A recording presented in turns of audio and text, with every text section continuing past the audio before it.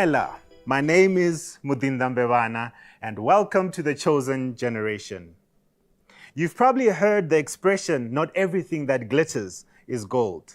Today we're talking about fake love, and that's a kind of love that you need to ensure is not your portion. How can you know that the love that you share is actually the real thing? Well, joining me today, I've got a few guests who are going to help us unpack this issue. Joining me first is Brother Khotso Liteleha, and he's going to share a few ideas on the issue of fake love. We're also joined by Pastor Michael Ngwaru, who will give us the pastoral perspective of fake love. Last but not least, we are joined by Mama Edie Liteleha, who is the wife to Brother Khotso Liteleha. To the viewers at home, we encourage you to share your stories with us and your opinions on the hashtag TCG on SID. Let us know what you think about fake love. It's time for us to go straight into the conversation.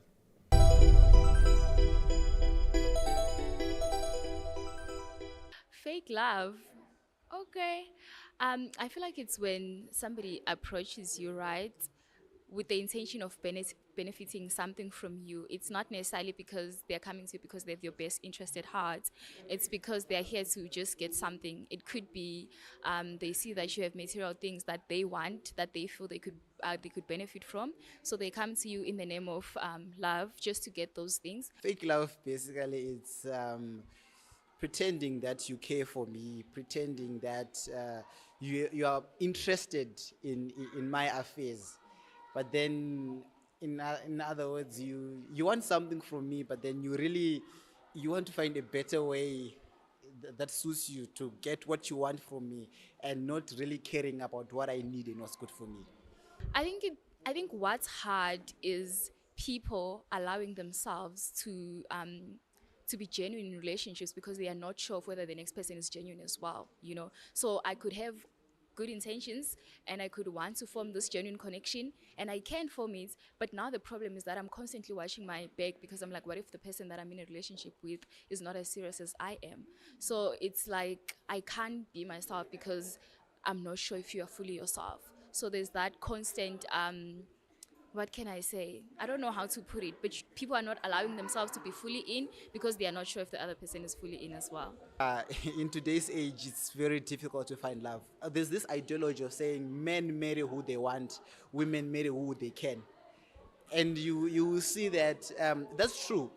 Because nowadays, what we really need, what people need, it's security, especially women. They want security. They want someone who they can show to their parents, and the parents are happy. And you realize that due to the rise of, can I say, civilization, our definition of love is changed. It's no longer about how I feel for that guy. It's no longer about how I feel for that lady. It's all about what he can do for me. You know, if you have a car, if you have a house, if you're rich, then I'm fine. And then at the end of the day, you realize that people marry not for love, but for material things.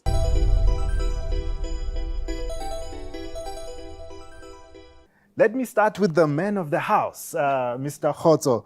Can you share your story on how you met? Sure. Thank you for that, my friend. I'll answer it in a short yet long way, you know. Okay. The short answer is that we met in the church. You know? All right. But now the long story is that I was not born an Adventist, you know, because that's important in how it led us to meet and the decision we took later on to be where we are. Okay.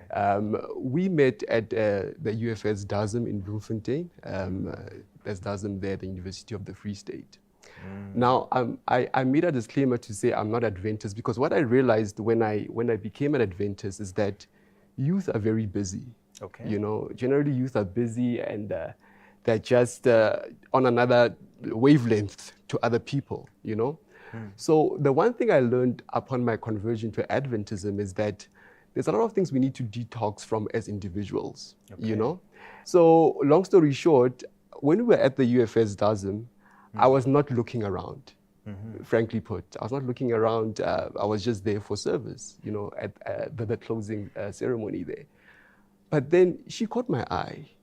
And then I created a visage, you know. By a visage, I mean one of my mentors wanted to actually preach at that Zdasm. And I said, no, come with me, because she was president of the structure at the time. Okay. So she was easily accessible. Okay. Yeah. All right. So that's how we did. And then we got her numbers through my mentor. And then, yeah, that's how we met indirectly. And that's how it started. Mama Edie, now, if obviously he approaches you, he gets your numbers, you talk, whatever, things progress. Then there's a stage where you need to inform your parents that, look, there's a gentleman that I've met. And how was that conversation? How did you do it? How did you let them know? What did they say? Yeah. Okay, well, I remember one time my mom came to the flat where I was staying, and my husband had forgotten, then boyfriend, had forgotten. Important. Not even forgotten, I don't know why, but he left his tithe envelope. Oh. He left his tithe envelope. It was in his Bible. So Okay. he, after church, I think, I don't know how, but it stayed behind, and it was at my flat. And one time my mom came to the flat, and she saw it, and she saw the Okay. name. She saw it, like we even talked about it. It's like, who's this? Just, no, don't worry about it. It's just somebody else's tithe envelope, and I put it away. And then, so when I had to tell her about the seriousness of the relationship and us wanting to build a family together, I actually made reference to that tithe envelope because I knew she'd remember it. Oh, remember that type Yeah, envelope? so I said, you remember that tithe envelope? Yeah. You remember the name? So yeah, Khoto said yes. Now, okay, there's obviously no time to go into how the relationship went and stuff like that. But when you saw that the gentleman at the time is very serious, how did you know if the love that he was wanting to share with you was real or if it was fake? How could you tell that these are the signs of the real thing? This Yeah. I must pay attention to. Okay, no, that makes sense. Thing is, I mean, when you start off a relationship, you don't just jump into it. So you give a little bit of space to let them prove themselves. Okay. Yeah, so there was a bit of time to watch. And, you know, I mean, we've been in a church for a while. You know, for some reason, you will hear a lot of things from different guys and so on and so on. So every now and then, you need to test. Okay. Yeah. I'm not suggesting that there weren't any challenges. Okay. There were challenges, but a little faith every now and then to say, okay, let me actually believe that this person is genuine.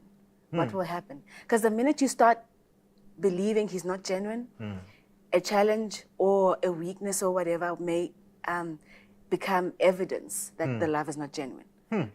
Okay. So, That's very interesting. Pastor, maybe from your perspective, having studied the love of God in depth and your experience, how would you define fake love? I think, Dinda, I would possibly understand fake love Yes. if we knew what genuine love was all about. Okay. And I think God the Father, God the Son, and God the Holy Spirit demonstrated to us what genuine love is. Genuine love is about giving yourself to the other person. Even if there are sacrifices to be made, you are giving yourself to the other person. There is commitment to the other person. You are free and you are willing to do anything for the sake of the other person. You are in it because of them. But when it comes to fake love, it is self-seeking. The whole relationship is about me. And therefore, you may discover that there is no commitment to the other partner as a person. If there is a semblance of commitment, maybe I'm being committed to what I can get from them. Okay. Is it their money? I get committed to that. Is it love making and their attractiveness? I get committed to that. But for them as a person, fake love is not committed to persons, but to things. Oh, wow. That's a great point to actually go to a break. I guess we can say true love is a compromising love. Thank you so much, Pastor. To the viewers at home, you can also share your views with us. The hashtag is TCG on SID. Let us know what you think about fake love. We'll see you after the break.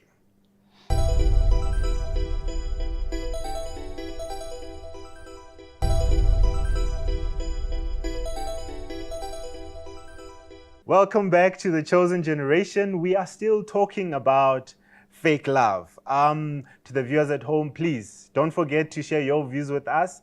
The hashtag is TCG on SID. Let us know your love story. Maybe we can learn something from how you met with your person. Back to the discussion.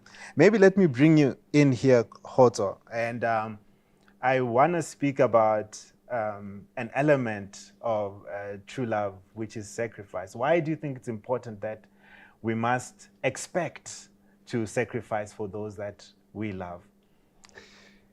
Thanks for that, my friend Mudinda. I think the pastor dropped it off of a very powerful note when he talked about the interchangeability of sacrifice.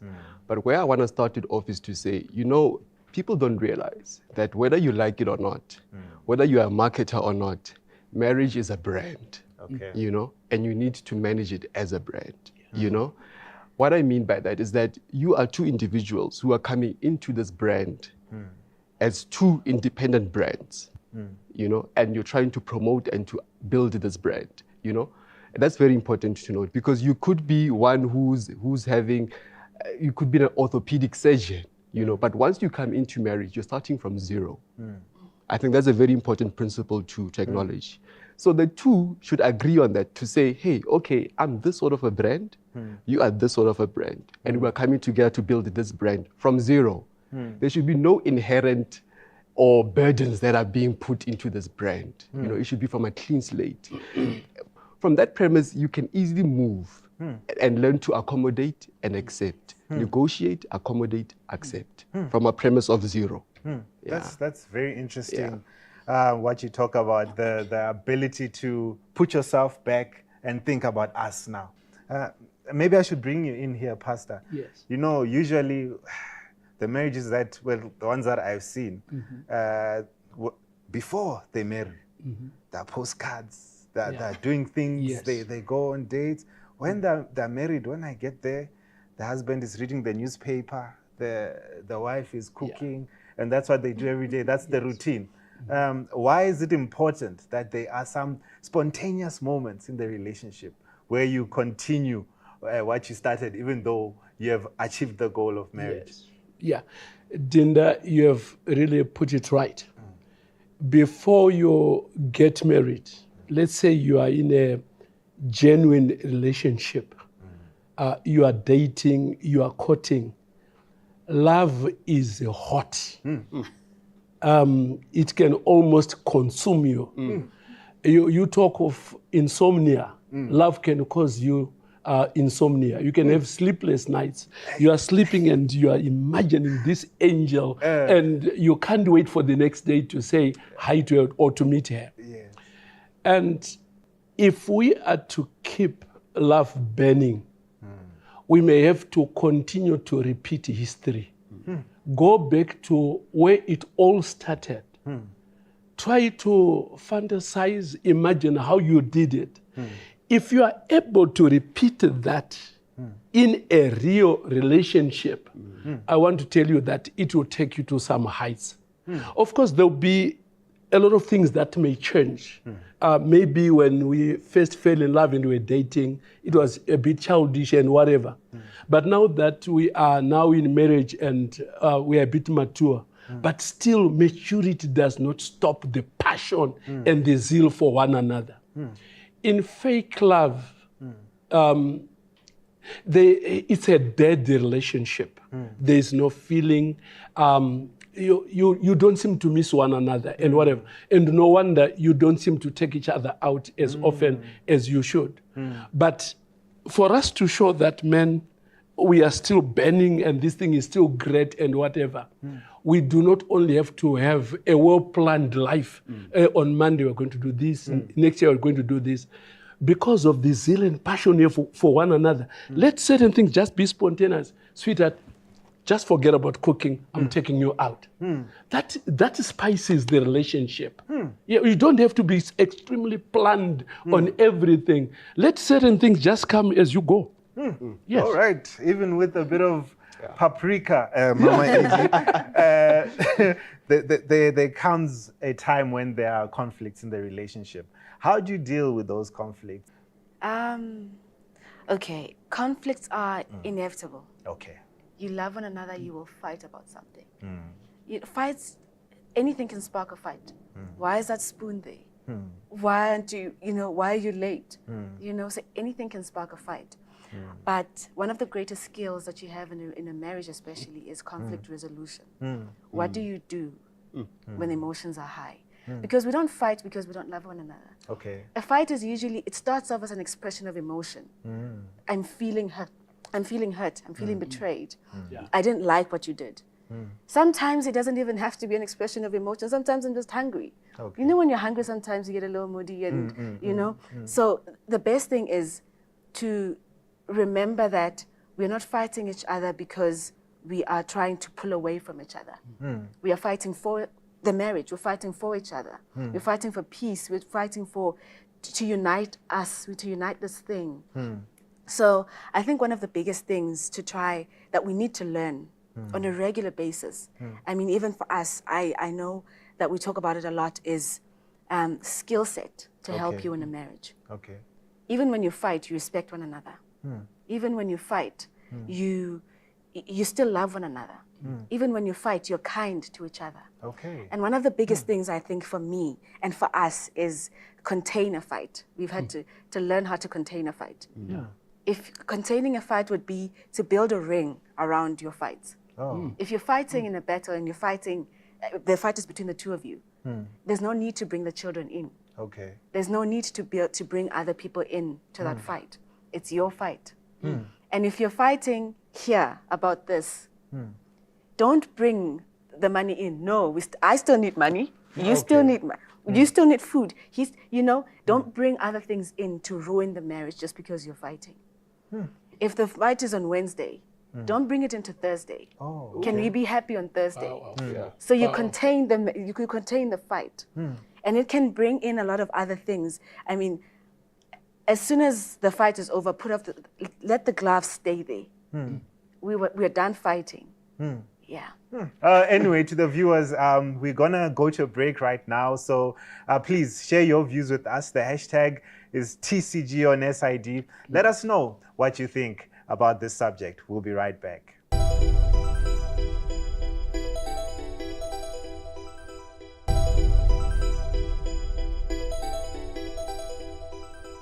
Welcome back to The Chosen Generation. We are still talking about fake love with my lovely guests. Don't be left behind. Share your views with us. The hashtag is TCG on SID. Let us know what you think. Now, back to the conversation. I want to bring you in here, Khoto. Maybe you can talk about why it's important to decrease the distance between you and your partner. And I'm not only talking about physically, but also emotionally and otherwise. Why are those things important in a relationship? I think, it's in Christianity, it's very hard to confirm someone. We're not talking from a premise to say that we are confirmed, we know each other. No. In fact, the Bible says the heart is very deceitful. Who can trust it?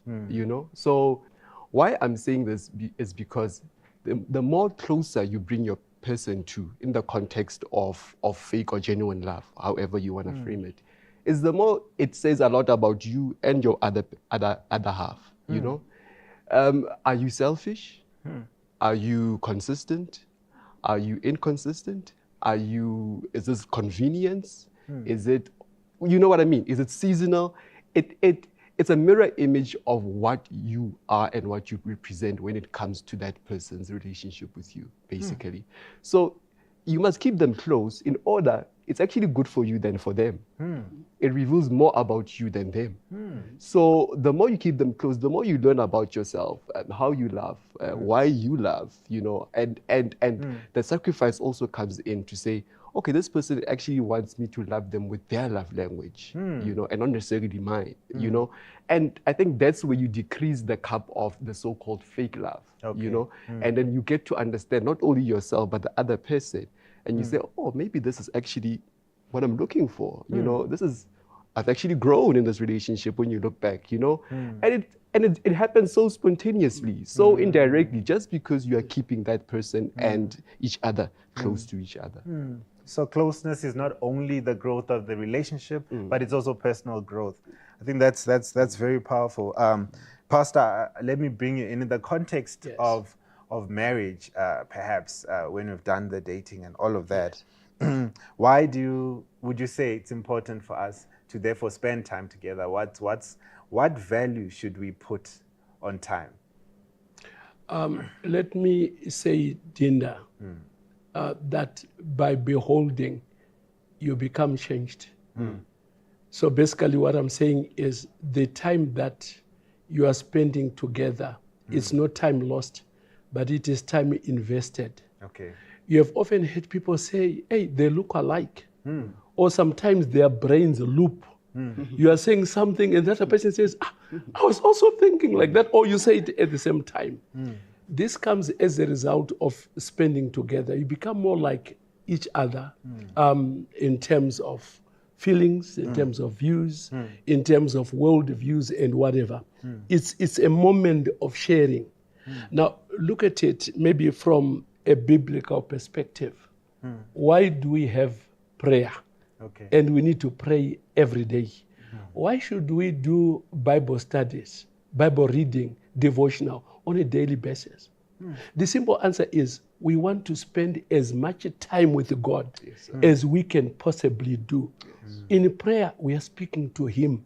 In Bible reading, He is speaking to us. At the end of the day, like Kotso was saying, there's a transformation that is taking place. You can't manage a relationship remotely and you think that at the end of the day you shall become one.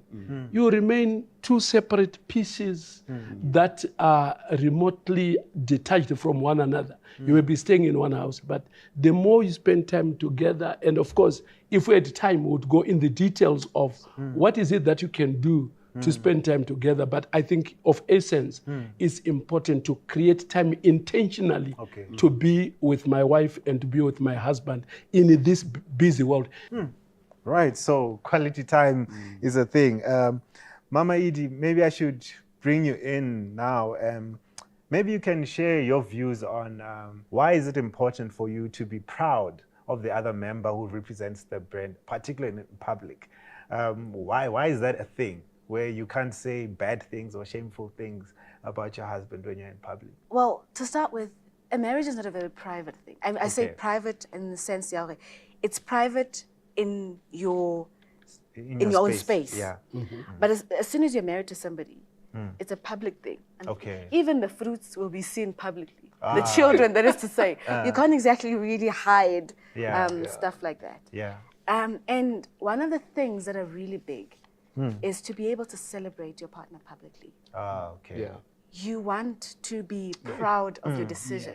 Your partner is not just, it's your decision for a lifetime. You can change your career, you can change, but your decision for a lifetime, you want to be able to stand in front of the world and say, this is the man that I chose for life. And it's a proud thing. We have weddings to show, and it's public, So you want to be able to honor your husband publicly. You want to be able to celebrate him, to respect him, to love him publicly, and vice versa. Because even though those things happen out there, when we're together in here, it's a big thing. It creates a safe haven for the love. Maybe, Pastor, I can bring you in here. There are many things that can make a person emotionally uncomfortable. It could be you taking a call from a lady at night, or receiving a hug in a way that, even though you are not intentional, but there are many things that can make you emotionally uncomfortable. Why is it important not to allow those things to fester within the relationship? let me admit, Dinda, that even if you try the hardest, sometimes you will find that unintentionally you have hated one another.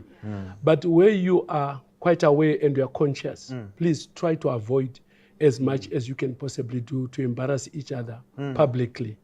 But should it happen, whether intentionally or unintentionally, a mature partner, spouse should have emotional intelligence and social intelligence to know that I can be hurt in public. My wife can say wrong things in public. My husband can say wrong things in public. Admit that you are hurt, but this is no ground for you to then demonstrate that you can fight back. Yes. Oh, that's so interesting. Well, there's so much more to cover, but unfortunately we've run out of time. So I'd really love to thank you, my guest, for helping us deal with this issue. Your contributions are invaluable. Thank you so much. And to the viewers at home, we'd like to thank you so much for allowing us into your space, and we hope indeed we'll be able to see you again next time. And perhaps a final word from me. James was writing a letter the other day, and he said, everything that's good and perfect comes from above, coming from heaven, Yes, sir. the Father of lights. And I guess the point here is that it is only He who can create that true love within you. So let us sacrifice our hearts and our ideas to Jesus Christ, for He's the one who saves, who sanctifies, and satisfies. Amen. And lastly, we ask you to continue the conversation. The hashtag is TCG on SID. Let us know what you think and share your stories with us. And don't forget to subscribe on the YouTube channel.